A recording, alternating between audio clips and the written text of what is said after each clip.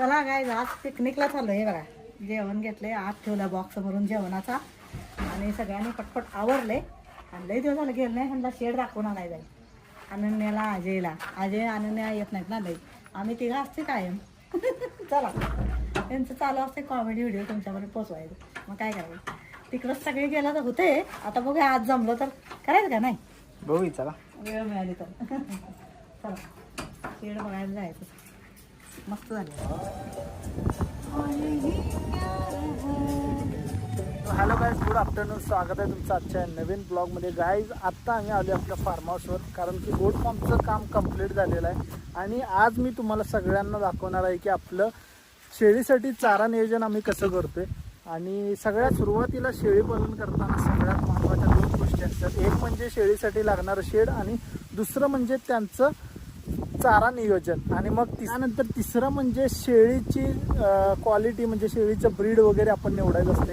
आता म्हणजे काय फीड मॅनेजमेंट. आणि पाचवं म्हणजे असतं की वॅक्सिनेशन, डिवॉर्मिंग, हे सगळं असते शेळीचं. आता आम्ही शिकायचा प्रयत्न करतोय, अजून हळूहळू शिकायचं. आणि आज मी तुम्हाला सगळ्यांना शेअर करणार आहे की आम्ही आपल्या गोट फार्मसाठी चारा नियोजन कसं करतोय आणि काय काय चारा लावणार आहे आणि कुठला कुठला चारा लावलेला आहे आणि आलेला आहे तो पण दाखवणार आहे. कारण की सगळ्यात महत्त्वाचं असते गाईज पहिला की शेळ्यांसाठी लागणारा जो चारा असतोय तो आपल्यासाठी उपलब्ध असायला पाहिजे. कारण की विकत चारा तर घालू नाही शकणार, मग आपले फीड कॉस्ट वाढणार, मग आपल्याला शेळीपालन परवडणार कशी.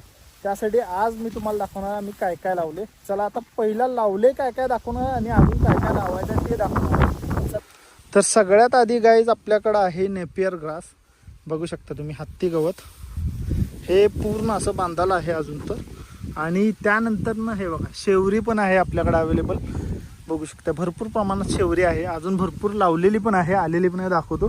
त्यानंतर ना सगळ्यात महत्त्वाचं हे बघा शिवबाबळची झाडं पण आहेत. आणि आता ही छोटी छोटी झाडं आहेत, या लागल्यात, मोठी तिकडं आहेत बांधाला.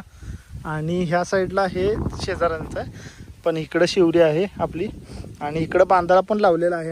अजून तुम्हाला दाखवतो. हे बघा सगळ्यात महत्त्वाचं जे गवत आहे ते आहे शेवगा आहे. आणि हे शेवरीची रोपं तुम्हाला दिसत असतील बारकी बारकी, ही शेवरी अजून लावलेली आहे बांधाला.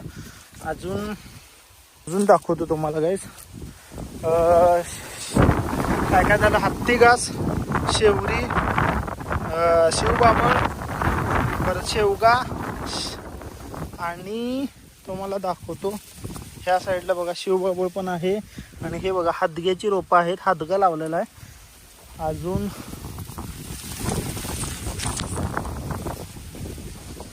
हे बघा बाजरी, तिकडं मक्का लावलेला आहे. ह्या साईडला पूर्ण शिवबाबळ आहे. आणि हे बघा शेवगा लावलेला आहे, शिवबाबळ आहे आणि शेवरी, हदगा आहे. आणि त्या साईडला पुढं आम्ही तुतीच्या काड्या पण लावलेल्या आहेत, पण अजून कुठून आल्यात का नाही बघितल्या नाहीत मी, त्या पण दाखवतो तुम्हाला. आणखीन आता रोटेशनमध्ये लावणार आहे आम्ही. आता हे बाजरी आणि मक्का निघाला की इथं परत आपल्याला दशरथ घास, मेथी घास, परत मार्बल ग्रास हे लावायचं आहे. पुढं आपला शेंगा पण आहेत भुईमुगाच्या. आणि गाय सांगतो तुम्हाला हदगा पण लावला आहे त्या साईडला. हदगा एवढा आला आता, म्हणजे एवढा फुटभर आला आहे हदगा. आणि शेवरी लावलेली पुढं पण. असं आमचं नियोजन चालू आहे चाऱ्याचं. आपण शेळ्या सुरुवातीला जास्त घेणार नाही, त्यामुळं हळूहळू शिकायचं म्हणतोय आणि हळूहळूच वाढवायचं म्हणतोय गोट फार्म. तर तुम्हाला ते बघायला भेटेलच पुढं. हे बघा हे पण हत्ती कसं आहे, आता काढणीला आला आहे बघा, एवढा मोठा झाला आहे. माझ्या हाईट एवढा हा नेपियर झाला आहे. इकडं बाजरी आहे, तिकडं मक्का आहे, इकडं शेंगा आहे बघा. मम्मीचं बघा मटका वगैरे धुवायचं चालू आहे स्वच्छ. आणि पप्पा मम्मी दोघं मटका धुवून पाणी भरायचं चालू आहे. आणि सगळं स्वच्छ धुतलेलं आत्ता मम्मीने फार्म हाऊसवर आपलं सगळं स्वच्छ आता धुवून काढलं बघा. कुत्री वगैरे असतात ना, आलं की पहिला धुतलेलं असतं. इकडं कोथिंबीर पण मध्ये लावलेली आहे. आणि ह्या साईडला बघू शकता तुम्ही गाईज बाजरी लावली आम्ही ह्या पट्ट्यात. आणि हे बघा हदगा, हे हदग्याची झाडं आहेत ओळीनं. तर हदगा असा लावलेला आहे आम्ही काही बांधाला. आणि हे वेला आहेत आपल्याला फळभाज्यांच्या. आणि ह्या साईडला तुम्हाला दाखवतो, हा पूर्ण पट्टा हदगा लावलेला आहे. आणि इथं शेवरी पण लावलेली आहे. बघितलं तुम्ही असं आमचं चारा नियोजन केलेलं आहे आम्ही. आणि काय काय लावणार सांगतो तुम्हाला. दशरथ घास लावायचा, मेथी घास लावायचा, मार्वेल लावायचा. अजून काय असेल तुमच्याकडं तर ते मला कमेंटमध्ये सांगा, मग ते पण लावण्याचा प्रयत्न करेल. कसं आहे काय सांगतो, क्षेत्र आपलं कमी आहे पण थोडं थोडं आम्ही लावायचा प्रयत्न करतो. अजून ह्या भुईमुगमध्ये पण काय काय लावायचं तो विचार चालू आहे माझा, काय लावायचं काय नाही. तर ते पण तुम्हाला जर आठवत असेल तर सांगा आम्हाला कमेंटमध्ये, ते पण लावतो. आणि तिकडं मक्यामध्ये काय काय लावलं ते तुम्हाला दाखवतो. आणि हे बघा, ह्या साईडला जे हिरवं बारीक दिसते तुम्हाला, ही आहे बाजरी. पूर्ण अशी पट्टी बाजरी लावलेली आहे. आणि ह्या साईडला तुतीच्या काड्या लावलेल्या आहेत, पण त्या काय फुटून आलेल्या नाहीत अजून. तरी बघूया आता येतात का नाहीत. आणि ह्या साईडला पण शेवरी भरपूर टाकलेली आहे, तुम्ही बघू शकता. हे बघा, हे शिवरीची रोप आहेत बारीक बारीक बारीक. हे अजय, बाजरी बघितलास काय? हे बघा, हिला बाजरीमध्ये बसायचं असते. उठ उठ उठ उठ, आत्ता बिस्किट दिलं त्यांना.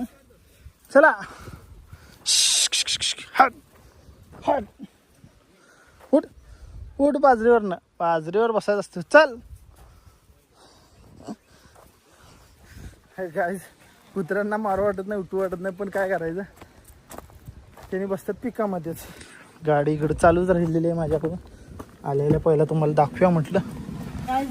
स्वच्छ मटका धुवून घेतला आणि मटक्याचा कपडा खराब झाला ते काढला. आणि आता काही लागणार नाही, सावली असल्यामुळं मटक्याला कपडा लावायला लागणार नाही. आणि पॅक असल्यामुळे काय टेन्शन नाही, हवा येत राहणार, थंड पाणी होत राहणार. तुम्हाला इकडे दाखवतो मागं. आज आता पुढं साफसफाई दिन चालू आहे, मागं येऊन तुम्हाला दाखवतो. हे बघा, बाजरी आणि मक्याच्या मध्ये आम्ही काय काय लावले. हे बघा, मक्याच्या मध्ये लावले, हे मटकी लावले बघा गाईस. हे जे बारीक दिसते ना, ही पूर्ण मटकी आहे गाईस. आणि ह्या साईडला मी काय लावले सांगतो तुम्हाला, चवळी आणि हे बघा कुथिळ. हे कुथिळ लावले गाईस. हे आपले पारंपरिक कडधान्य आहेत, ते आपल्याला जपले पाहिजे गाईस. त्यामुळं हे आम्ही कुथिळ लावलेलं आहे. आमच्या शेजाऱ्यांनी दिलं होतं तर ते पण बीड लावले. आता आल्यावर तुम्हाला दाखवतो त्याची काढणी वगैरे करताना, सगळं तुम्हाला बघायला मिळेल पुढं. असं आम्ही आंतरपीक पण घेतलेलं आहे. अजून आता बाजरीमध्ये काय लावता येईल काय तुम्ही सांगू शकताय कमेंटमध्ये, कारण की मला तर नाही वाटत. तिथं मध्ये जरा गॅप आहे तिथं लावू शकतोय, पण इथं पूर्ण भरलेलं आहे, इथं काय लावू शकणार नाही आपण. हे बघा गाईस, हे आपलं शेवग्याचं टेरेस गार्डनवर झाड आलेलं आहे, ते आणलेलं लावलेलं आहे. हे पण बिया लावलेल्या आहेत पप्पांनी. आणि इकडे बघा हातगा पण लावलेला आहे बघा. आणि हे टेरेस गार्डनवरचं बीन चिक्कू लावलेला तो आहे. आणि ह्या साईडला बघा हातगा, शेवरी, पेरू. आणि ह्या साईडला बघा हे एक मोठं ह्याचं झाड आहे, कशाचं म्हणतात, शेवग्याचं. बघा आता त्याला फुलं लागायला लागल्यात आणि आता शेंगा पण लागतील, आपल्याला शेंगा पण भेटतील खायला. काहीच बघितलं तुम्ही, असं आम्ही केले आपलं चारा नियोजन. आणि अजून काय काय आम्ही करायला भेटते ते बघून प्रयत्न करणार. आणि असं हळूहळू छोटे छोटे प्रयत्न करत आम्ही आपलं गोट फार्म वाढवायचं काम करणार आहे. आणि फ्युचरमध्ये तुम्हाला बघायला भेटेलच की, आणि मी सगळं शेअर करणार आहे गाईज तुम्हाला, की काय लॉस झाला, प्रॉफिट झाला तर ते पण सगळं शेअर करणार आहे. आणि शेडचं तुम्हाला कमेंट आली होती की किती खर्च आला. अजून आता हिशोब वगैरे काय केलं नाही, ते पण मी सांगतो तुम्हाला नंतर ना, किती खर्च आला वगैरे. पप्पा मम्मी त्यांनीच केलेलं सगळं. आणि ह्या साईडला तुम्ही बघू शकता गवत, म्हणजे मक्का आणि बाजरी वगैरे आहे. इकडं पुढं शेंगा आहेत, शेंगा पण आपल्याला पाणी मी चालू करून आणतो. आणि पप्पांनी इकडं, मम्मी चालू करून इकडं पाणी होतं. आणि तिकडं मागं लावले मी पप्पा, फक्त एकदा थांबा, इथं दिसते मला, इथं मक्यात लावल्यात मी पाणी. मक्यात पाणी लावले, पण पाणी बारीक असल्यामुळे येते का नाही बघूया. जरा मक्का कमी आला होता म्हणून आम्ही परत लावला. ह्या साईडला 2 ह्याच्यामध्ये चांगला आला आहे, तर इकडं परत लावला. हे बघूया कसं येते काय ते. आता जवळजवळ 4-5 दिवसानंतर मी आलो आहे, त्यामुळे पाणी आता पप्पा मम्मी येत होते, पाणी वगैरे देत होते, पण आज मला द्यायचं आहे पाणी. कुठं सांगतो, बांधाला जी झाडं लावल्यात त्या झाडांना पप्पा मम्मी दिले नाही पाणी. तिथं सगळ्या झाडांना लावायचं, शेवरी, हातगा, तुती, परत आपलं नेपियर आहे, सगळ्या झाडांना आता मला पाणी द्यायचं आहे. नंतर आता पाणी लावले मक्याला, पण बारीक आहे. चला गाईज, आता मम्मी बोलवा लागले जेवायला, पण जेवून मी तुम्हाला बोलतो. जी पामची झाड आहेत ह्याच्यामध्ये पण शेवरी लावलेली आहे आम्ही. ही पामची झाडं काढायचा विचार चालू होता, पण म्हटलं असू दे एवढं शोला जरा थोडं पुढं आपल्या शेडपाशी. शेड पण तुम्हाला जेवल्यानंतर दाखवतो सगळं कसं काय काय बनवलं आम्ही. आणि हे इथं पण शेवरी लावलेले, इकडं पण कडाला शेवरी लावायची जेणेकरून आपल्याला चारा कमी पडता कामा नये. राहिलाय प्रश्न गाईज, ह्या भुईमुगमध्ये आपल्याला आंतरपीक काय घेता येते का? कारण की गाईज क्षेत्र कमी असल्यामुळे आम्ही असं चारा नियोजन करायचा प्रयत्न करायला लागले की. आणि ह्या साईडला शेडचं आहे, अजून शेडच्या बॅक साईडला थोडी जागा आहे आपली, तिकडं पण लावलेली आहे शेवरी वगैरे.